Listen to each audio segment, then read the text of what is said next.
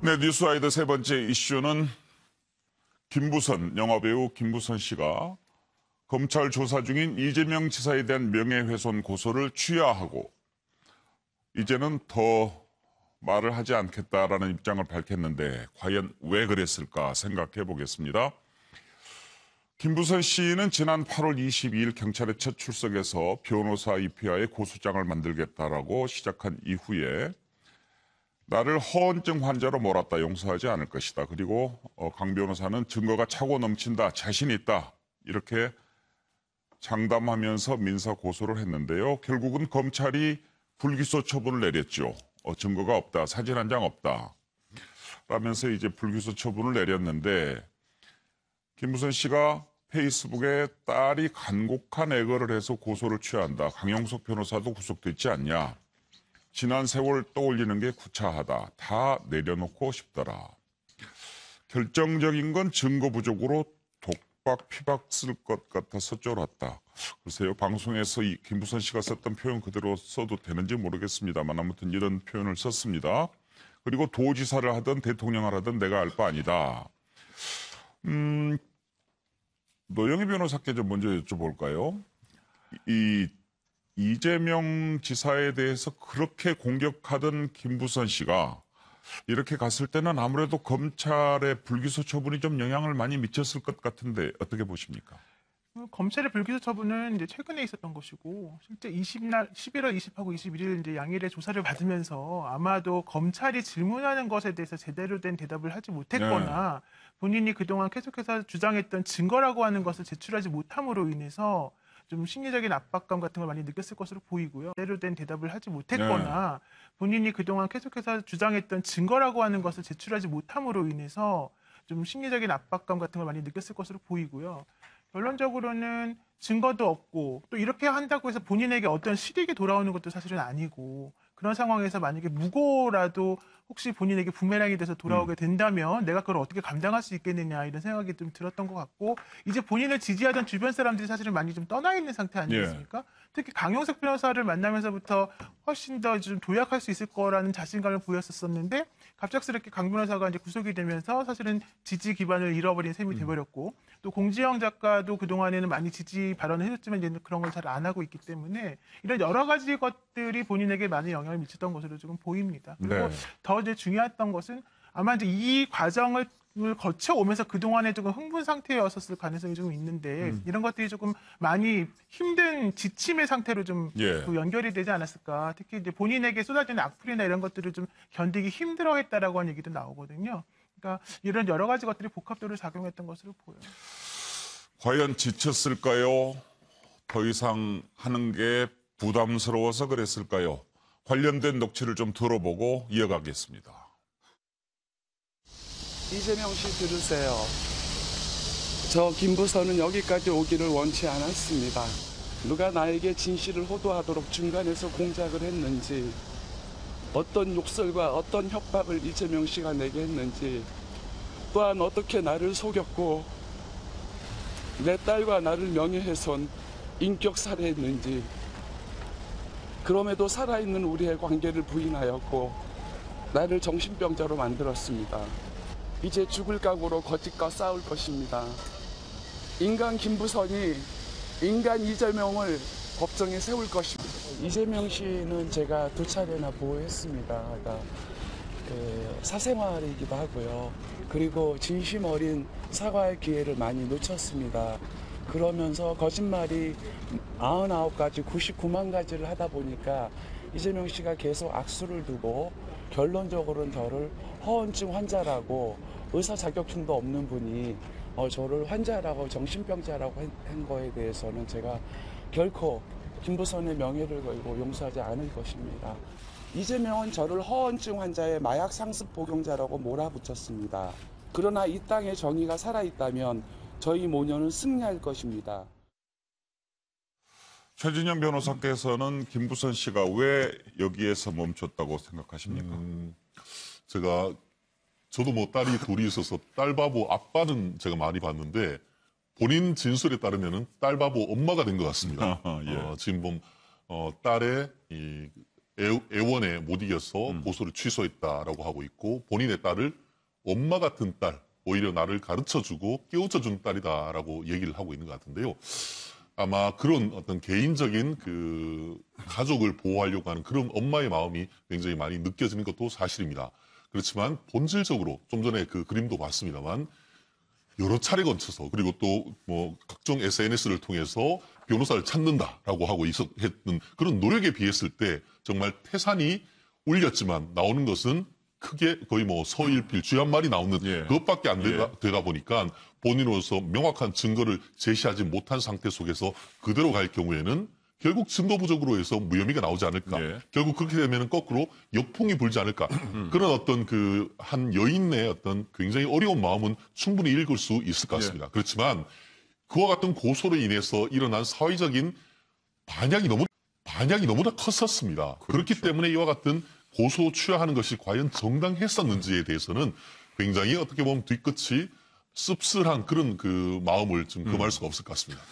그러면 명예훼손 고소를 취하하면 어찌됐든 간에 실체적 진실을 밝히는 것은 이제 좀 어려워졌다 이렇게 봐야 되겠죠? 그렇습니다. 실제로 이거는 인터넷에 글을 올린 거기 때문에 형법이 아닌 정보통신망법상에 따르는 이른바 사이버 명예훼손입니다. 사이버 명예훼손 같은 경우에는 반의사 불벌죄, 그러니까 피해자의 의사에 반해서 처벌할 수는 없다.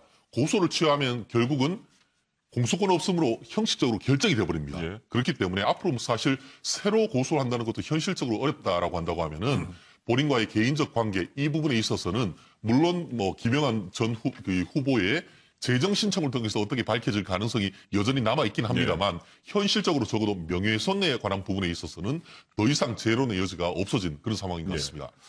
김광덕 본부장, 이재명 지사는 이 소식을 듣고 웃었을까요? 이재명 지사가 일단 사람들 없는 데서 네. 살짝 미소를 지었을 것 같은데요. 예.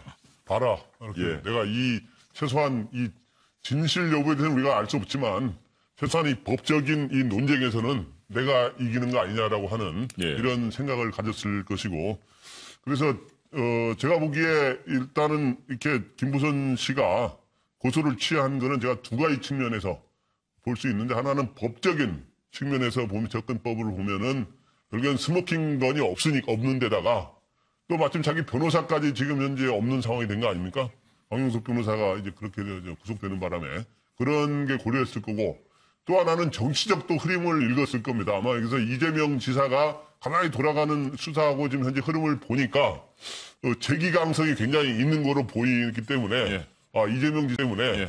이재명 지사하고 이렇게 이 스모킹 거리는 상황에서 계속 싸웠다가는 내가 굉장히 진짜 피곤한 날들이 전개될 수 있겠구나라고 하는 그런 부담이 있었을 거로 보입니다.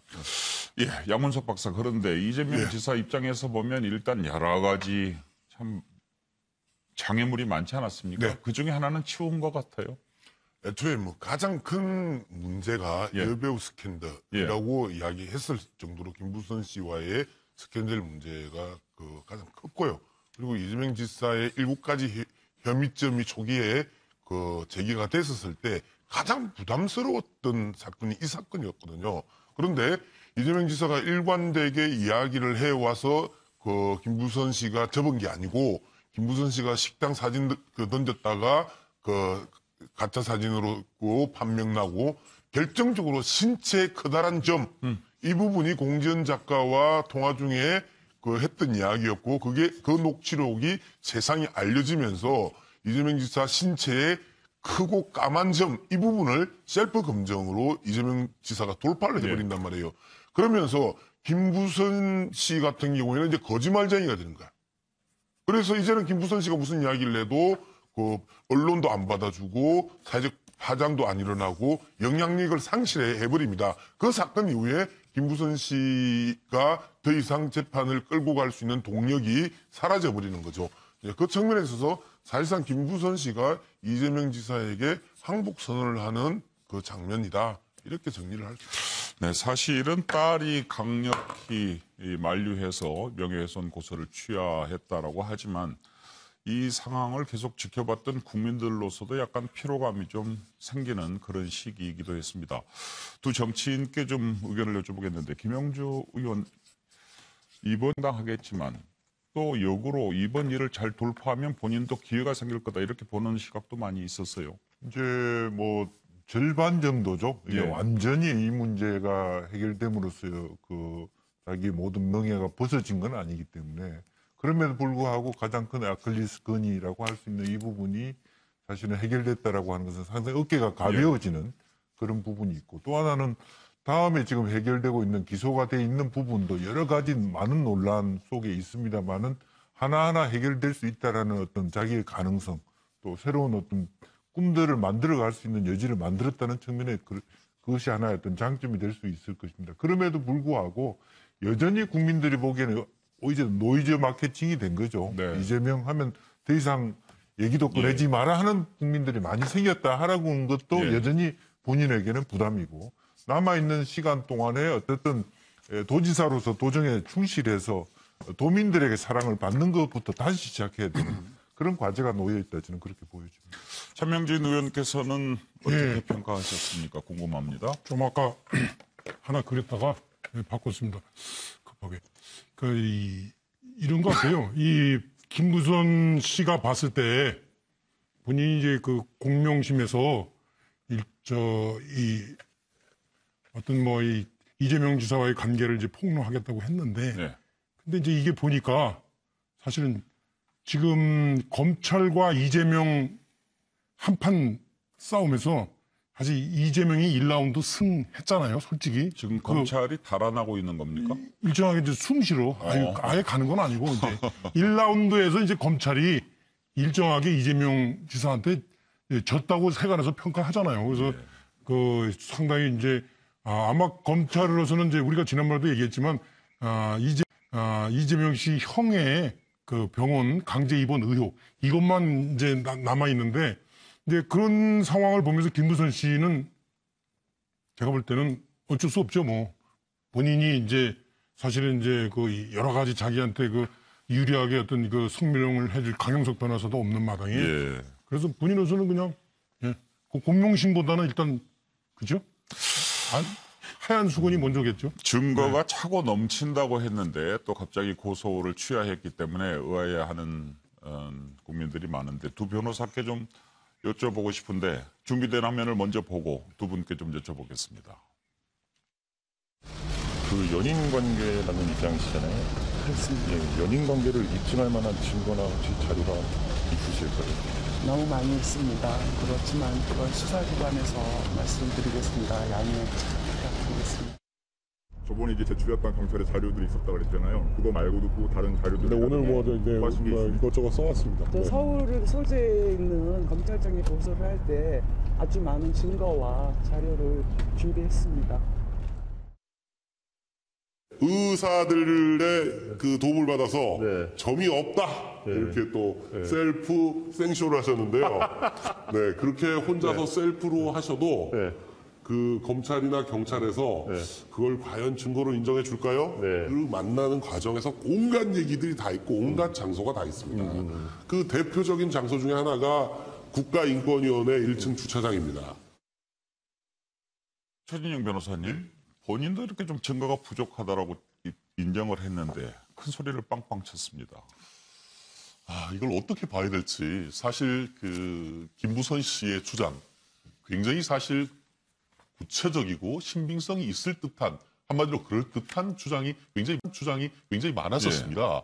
그러면서 이제 여러 가지 얘기를 하면서 뭐 예를 들어서 2007년에 인천의 한 포구에 있는 횟집에 가서 회를 먹고 거기에서 이 이재명 현 지사가 카드로 결제를 했다든가 아니면은 뭐 특정 신체 부위에 점이 있다든가 아니면은 그때에 있었던 찍은 사진 같은 것들이 노트북에 있다든가 해서 사실 웬만한 우리가 변호인으로서 고소장을 써준다라고 했을 때도 안 믿을 수 없을 만큼 그런 내용이 됐던 것 같습니다. 그런데 어떻게 된 심판인지 하나하나 그 주장의 신빙성이 떨어졌던 것도 사실입니다. 실제 이번 그 불기소 이유를 들어봤더니만 2007년에 이제 그 횟집에서 신용카드로 분명히 결제를 했다고 했는데 실제 검찰에 가서는 현금으로 계산했는지 신용카드로 계산했는지 잘 기억이 안 난다고 했습니다. 결국 결론적으로 얘기했을 때 고소를 해놓고 그 뒤에 본인의 주장을 뒷받침할 수 있는 객관적인 물증을 들이대지 못한 것이 결국 고소를 취하게 된 결정적인 어떤 법적인 의미에서는 배경이 되는 것 같은데요. 결국 그 현실적으로 무혐의를 결정했다라고 하면은 그때는 무혐의에 대해서 판단을 합니다. 그런데 이번엔 고소를 취하해버리기 때문에 과연 이와 같은 그 김부선 씨의 고소가 무고의 의견이 있었는지 여부에 대해서는 결국 그 부분에 대해서도 의문점만 남긴 채 모든 것이 미궁속으로 사라지게 되는 그런 상황이 되어버린 것 같습니다. 네. 노영희 변호사님.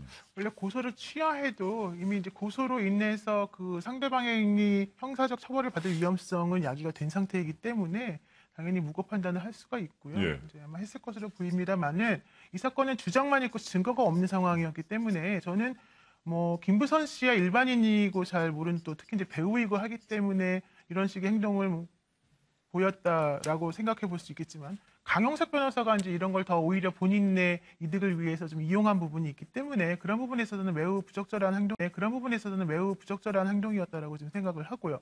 특히 아까 이제 화면에 비춰진 것처럼 본인이 이제 단순히 변호사로서만 행동한 게 아니라 본인이 진행하는 뭐 그 개인 방송 중에서도 네. 여러 가지 방식으로 지금 그 김부선 씨의 주장보다 더 훨씬 더 그 왜곡되고 과장된 방식으로 여러 가지 예. 주장을 많이 해왔었거든요. 근데 그런 것들이 과연 의뢰인을 위한 변호사의 행동이었을까를 생각해 본다면 전혀 그렇지 않아요. 예. 그래서 이런 것들을 계기로 해서 보더라도 이렇게 증거가 사실 존재하기 어려운 상황, 또 이렇게 증거가 존재한다고 하더라도 그걸 대놓고 떠벌리고 말할 수 있는 상황이 아닌 이런 상황에 대해서는 좀 신중했어야 된다고 생각합니다. 네.